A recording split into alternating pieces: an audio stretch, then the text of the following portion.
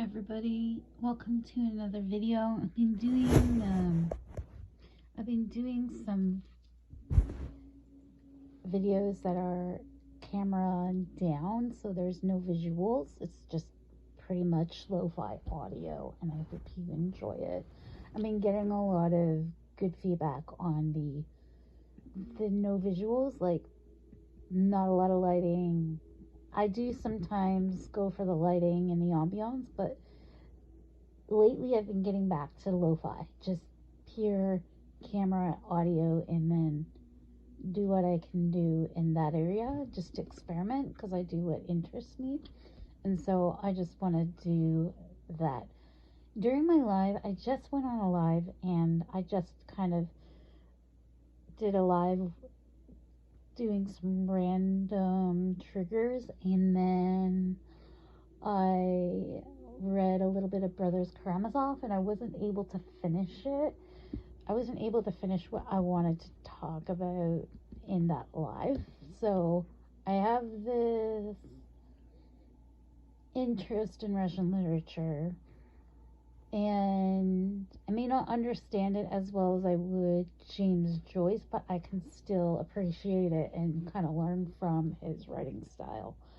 So Dostoevsky wrote Brothers Karamazov during a grieving process, and it's quite a dense book.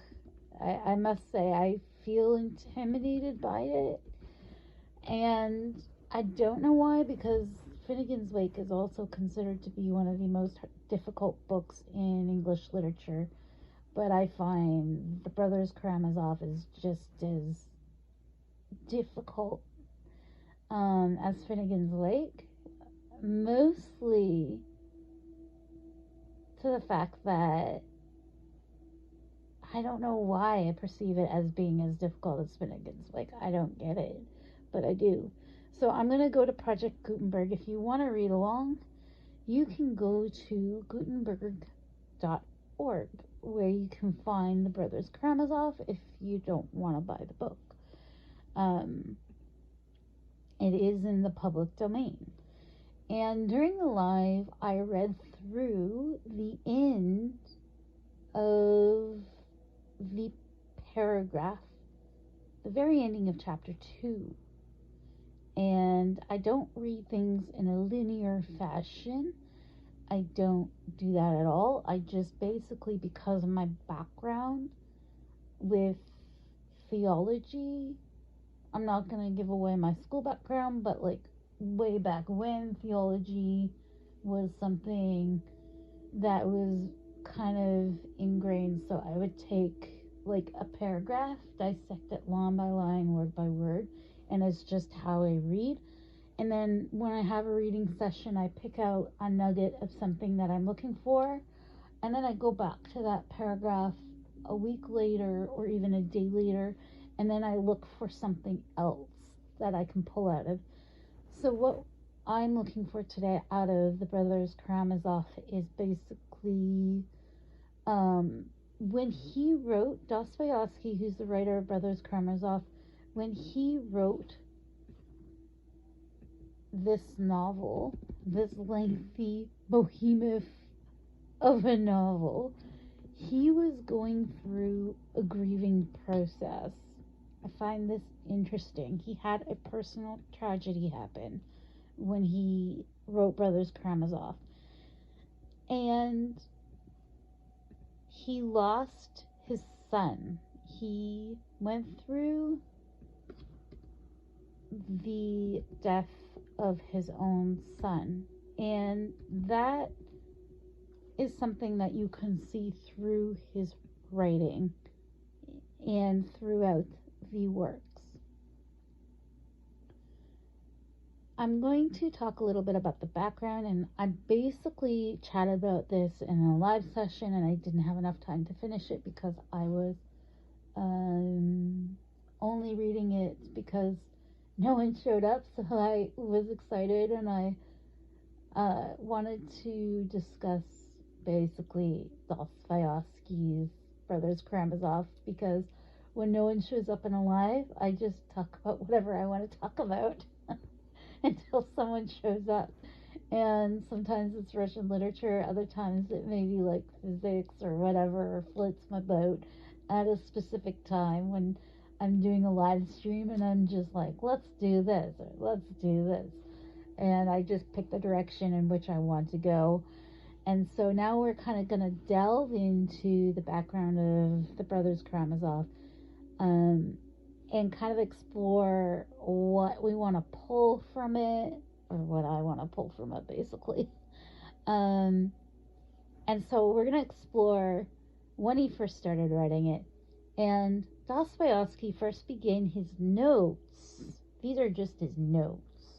These aren't even like his actual rough drafts. And these are just the notes. So he started writing his notes in April of 1878, and the novel incorporated elements and themes from an earlier unfinished project. And this had started in 1869, and this project was called The Life of a Great Sinner. And he had another unfinished project called Drama in Tobolsk. If I'm saying this wrong, if you're fluent in Russian and I completely botched it, I botched it. But for the life of me, I'm very awful at pronunciations in Russian. So, heads up, this is a trigger warning. Alright. So, the drama in Tobolsk is considered to be the very, very first draft of the first chapter in the Brothers Karamazov. And this was during the year of 1874. And let me just see if there's anything more relevant that I need to explain here. Yeah, I have one part that I want to kind of go over before we dive right into the ending of the second chapter, and we're only going to read the paragraph. The writing of Brothers Karamazov was carved by a personal tragedy that occurred in May of 1878. And what makes this book unique is the fact that Dostoevsky unfortunately lost his son Alyosha, who died of epilepsy. And this was a condition that he had inherited from his father. And the novelist's grief is apparent throughout the book. So much so that Dostoevsky named the main protagonist Alyosha and gave him the traits and qualities that he really admired. His loss is also reflected in the story of Captain S. I'm going to call him Captain S. I'm going to try saying the name. Captain Snergyov. Is that how you say it? I don't know. And his son Ilyusha. The death of his son brought Dostoevsky to the Optina monastery later that year, and he found the inspiration for several aspects of Karamazov. And he had originally planned to write about his childhood instead, but then he wrote Karamazov. So we're gonna kind of delve into the major characters before we tackle the paragraph, because for someone who's just wandering into the book, it's just, you need to know who the characters are. And if you find this a little on the dry side, you can just put this on for background sound, and hopefully it's relaxing. But the nuggets that I'm looking for is, how did Dostoevsky process his grief in the Brothers Karamazov? Where specifically did he process the grief? Where did I notice it the most? What observations did I make? What insights did I make during that paragraph? So the major characters, let's move on. There is FPK. I'm going to initialize everything because I, for the life of me, will not be able to pronounce the name. there's Fedor, FPK. And Fedor is a 55-year-old sensualist, and he's also a buffoon, a complete and utter buffoon. He is the father of 3 sons, Dmitri, Ivan, and Alexei, from 2 marriages. He's rumored to have fathered an illegitimate son, Pavel Fedorovich Smerdyakov. I like that name for some reason. It just has a nice ring to it. Whom he employs as a servant. Fedor takes no interest in any of his sons, who are as a result raised apart from each other and their father. The relationship between Fedor and his adult sons drive much of the plot in the novel. So, the relationships between the sons and the father are kind of a catalyst, which is interesting, and that's something that I'm also going to look for. There's Dmitri, Ivan, his sons, and Alexei. And Dmitri is the eldest son of the offspring of his first marriage. Adelaida Ivanova, and I'm just going to call her AIM, because I think that will be the easier way to not botch the language. Dmitri is considered to be a sensualist like his father, regularly indulges in champagne drinking and carousing. Dmitri is brought into contact with his family when he finds himself broke and he needs some moolah. He thinks that he's entitled to this money by his father, and he was engaged to be married to Katerina Ivanova, but he falls in love with someone else named Grushenka. And it's interesting that Dmitri's relationship with his father is the most volatile of the brothers. We're going to look into why. Escalating to violence as he and his father began fighting over his inheritance and Grushenka. Lots of tensions and strains. While he maintains a relationship with Ivan, he is closest to his younger brother, Alyosha, and he calls him a cherub. And the character of Dmitri was initially inspired by a convict, D.I. Ilinsky, whom Dostoevsky met while in prison in Serbia. Ilinsky, who is described as Dostoevsky's memoir novel, Notes from the House of the Dead. I have to read that. Always in the liveliest and merriest of spirits, was imprisoned for murdering his father in order to obtain his inheritance. Although he was steadfastly maintained his innocence, he was freed after another man confessed to the crime. This kind of gives me Les Miserables vibes, this whole theme here. So that's Dmitri. We've gone over Fedor, who's the father, the buffoon. Ivan is a 24-year-old middle son, and he's reserved, aloof, but intellectually, I cannot English. He's a genius, basically. His motto is, if there is no God, everything is lawful. And Ivan doesn't really care for his brother Alyosha. It's only later on where they develop that bond. He hates his dad. He finds him absolutely horrid. And he has a strong dislike towards Dmitri, who is the oldest and most similar to the father. Fedor tells Alyosha that he fears Ivan more than Dmitri. Ivan falls in love with Katerina Ivanovna, something like that. But they're intimacy develops in the shadow of her prior connection to Dmitri, and her ambivalence is a source of torment to him.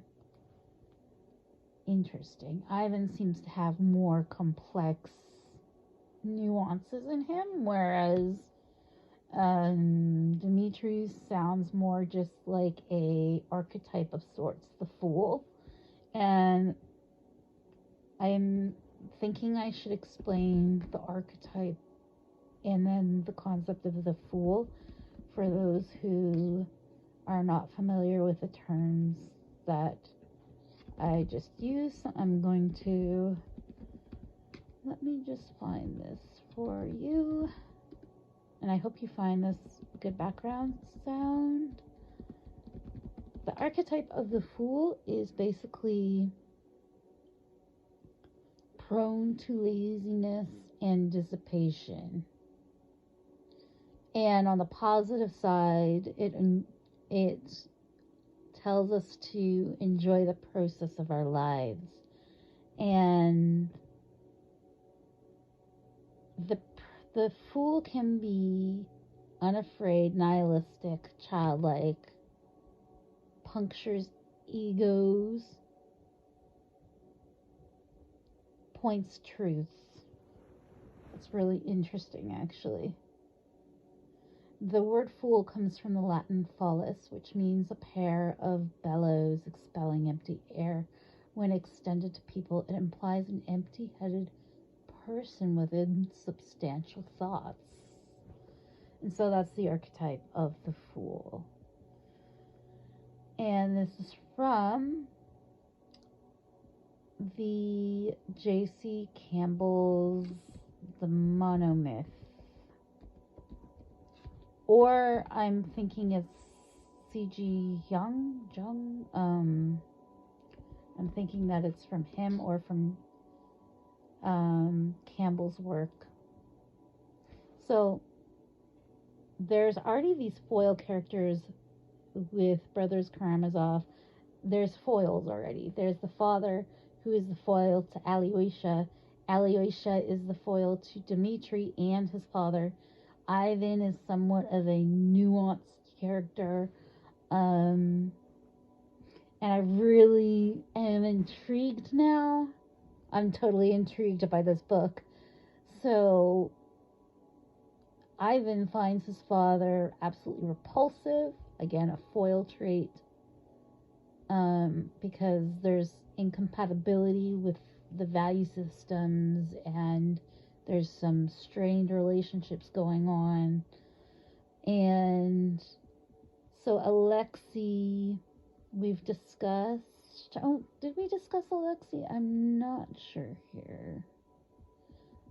We discussed Ivan. Ivan is the one who's the genius, and he really doesn't pay any mind to Alexei and abhors Dmitri. Antipathy would be the better word. Does not like his father at all. And so we move down to Alexei next. And he's the youngest of the brothers, second child of Pavlovich's second wife, Sophia Ivanovna. And is thus Ivan's full brother. And he is the hero of the novel. He is the hero of the book, and he is loved by everyone. I don't know how I would, if I put myself in that, I don't think I'd want to put myself in a position to be loved by everyone. I'd rather have some people hate me or dislike me or be totally ambivalent than have everybody love me. I would not want to be put in that position. That's a very difficult position.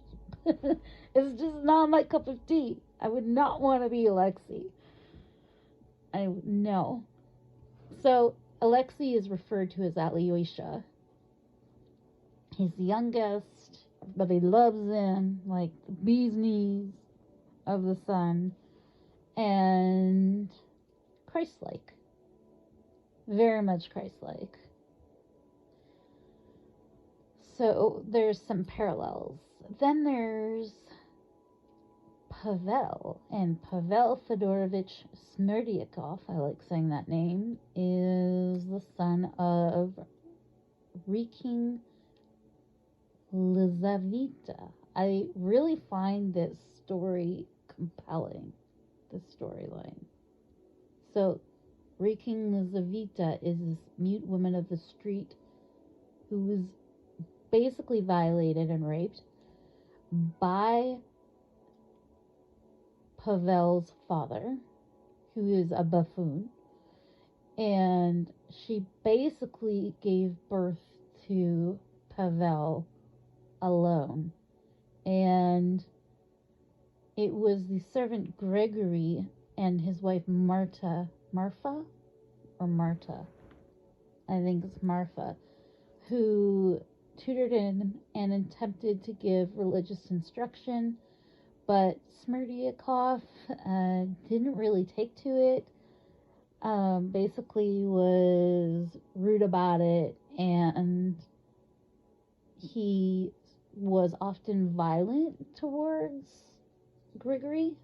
Let me correct that. He struck Grigory violently across the face, and then Smerdyakov had an epileptic seizure.